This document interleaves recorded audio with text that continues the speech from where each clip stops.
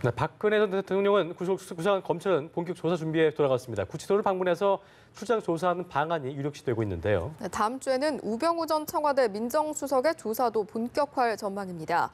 서울중앙지검 연결해서 자세한 상황 들어보도록 하겠습니다. 박효정 기자.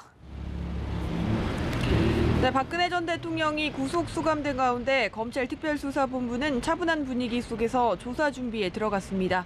검찰은 박 전 대통령을 배려하는 차원에서 오늘과 내일은 건너뛰고 다음 주 초쯤에 본격적인 보강 수사를 벌일 전망입니다.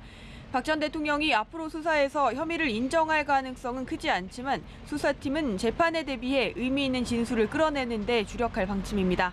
오는 17일부터는 대통령 선거 공식 선거운동이 시작되기 때문에 검찰은 그 전에 박 전 대통령을 재판에 넘기기 위해서 수사를 서두를 것으로 보입니다. 조사 장소도 검찰이 고려할 문제인데요.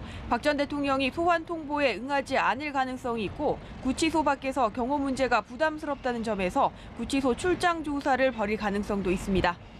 구치소에서 하루를 보낸 박 전 대통령은 변호인과 접견하며 향후 수사와 재판에 대비하고 있습니다.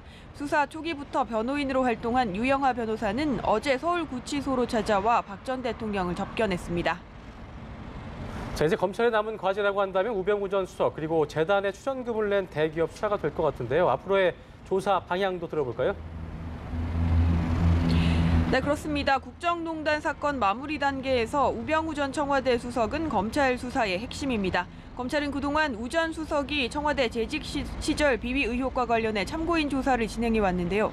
민정수석실이 청와대 요구를 따르지 않은 공무원을 부당하게 감찰한 의혹과 관련해 당시 인사담당 부서 강모 과장을 어제 소환 조사했고 세월호 참사 당시 광주지검의 해경 수사에 압력을 넣은 의혹과 관련해 윤대진 부산지검 2차장 등으로부터 진술서를 받았습니다.